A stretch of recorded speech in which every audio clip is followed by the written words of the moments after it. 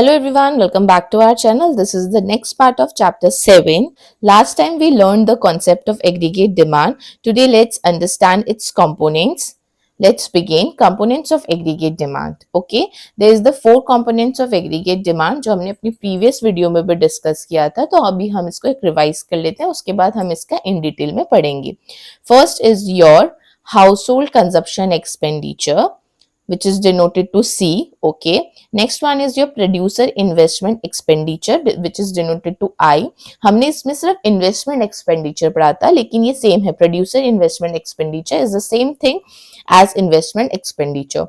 Third one is your government expenditure. Government expenditure में यहाँ दोनों चीजें इंक्लूड हो जाएंगी. पहला है आपका consumption expenditure and investment expenditure. Government expenditure denoted to G. आप ये छोटे छोटे जो लेटर्स है CIG ये याद रखेंगे, ठीक है. Last one is your net export X-M. Components को दो टाइप के इकोनॉमी में देखा जाता है. First one is your closed economy and second one is your open economy. तो हम इसमें देखते हैं कि हमारी जो कंपोनेंट्स हैं या सेक्टर्स हैं वो कौन कौन से इसमें इंक्लूड होंगे और किस तरीके से हम इसको स्टडी करते हैं. और क्लोज्ड इकोनॉमी में भी यहाँ पर जो क्लोज्ड इकोनॉमी के अंदर हमारी दो चीजें आती हैं. पहला है two sector closed economy. Sector मतलब कंपोनेंट्स ही हैं, जो हमने अभी चार कंपोनेंट्स पढ़े उसी को हम सेक्टर लेके चलेंगे. टू सेक्टर क्लोज्ड इकोनॉमी के अंदर आ रहा है. फर्स्ट वन है आपका कंजप्शन एक्सपेंडिचर. कंजप्शन एक्सपेंडिचर वो होता है कोई भी हाउस होल्ड अपना पैसा खर्च कर रहा है गुड्स एंड सर्विसेज में, चाहे वो कपड़े खरीदने के लिए हो, खाने के लिए हो या इलेक्ट्रिक बिल के लिए हो, उसको हम कंजप्शन एक्सपेंडिचर कहते हैं. Next is your investment expenditure. Investment expenditure क्या होता है? कोई भी प्रोड्यूसर पैसा खर्च करता है कैपिटल गुड्स में, कोई भी एक नया गुड बनाने के लिए, जिसमें मैंने आपको प्रीवियसली एग्जाम्पल दिया था प्रिंटर मशीन का, ठीक है. तो वो परचेस करेगा मशीन्स वगैरह, टूल्स, न्यू फैक्ट्रीज बिल्ड करेगा. इस तरीके का यहाँ पर इन्वेस्टमेंट एक्सपेंडिचर होता है. अब यहाँ पर हम एक फॉर्मूला के रूप में इसको देखेंगे कि टू सेक्टर क्लोज्ड इकोनॉमी के अंदर दो चीजें इंक्लूड होती हैं. पहली चीज क्या है आपकी?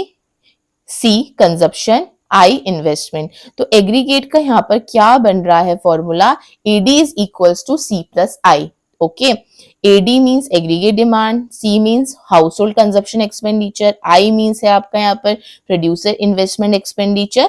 This is equals to a private expenditure, ठीक है. There is no government sector in this economy. यहाँ पर कोई भी गवर्नमेंट सेक्टर इंक्लूड नहीं हो रही है. This is all about the two sector closed economy. Now we discuss about the three sector closed economy which is included household sector, producer sector, government sector.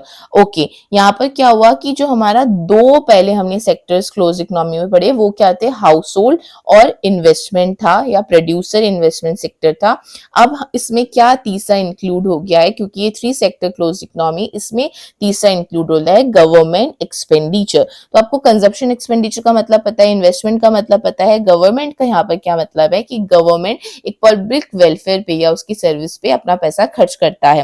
Example यहाँ पर दे रखा है कि salaries of teachers, defence, road, hospital, ये सब build करने में वो अपना पैसा खर्च करता है, जो कि एक पब्लिक वेलफेयर है.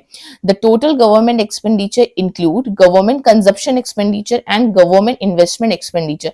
ये आप बिल्कुल भी मिस नहीं करोगे कि जो ये गवर्नमेंट एक्सपेंडिचर कर रहा है, टोटल एक्सपेंडिचर यहाँ पर कर रहा है, वो दोनों चीजें इंक्लूड करता है, government consumption expenditure and second is your government investment expenditure is indicate bye G. ये याद रखेंगे आप कि गवर्नमेंट हमेशा G से ही डिनोट करता है. टू सेक्टर इकोनॉमी में वहां C प्लस I था, ये आप याद रखेंगे. अगर आपको पेपर में पूछा जाए कि ओनली टू सेक्टर इकोनॉमी बताओ क्लोज्ड इकोनॉमी में, आपको यहाँ पर बताना है सिर्फ दो ही sector, consumption expenditure, investment expenditure. लेकिन आपसे पूछे थ्री सेक्टर इकोनॉमिक बताओ क्लोज्ड इकोनॉमी में, तो आपको यहाँ पर बताना है कि यहाँ पर गवर्नमेंट भी इंक्लूड होता है. तो फॉर्मूला हमारा बन जाएगा AD is equals to C plus I plus G. Okay, AD का मतलब आपको पता है, एग्रीगेट डिमांड, कंजप्शन. ओके, ये मुझे बताने की जरूरत नहीं है. नेक्स्ट है हमारा components of AD in an open economy. अभी तक हमने क्लोज इकोनॉमी के बारे में पढ़ा जिसमें हमने दो चीजें पढ़ी हैं.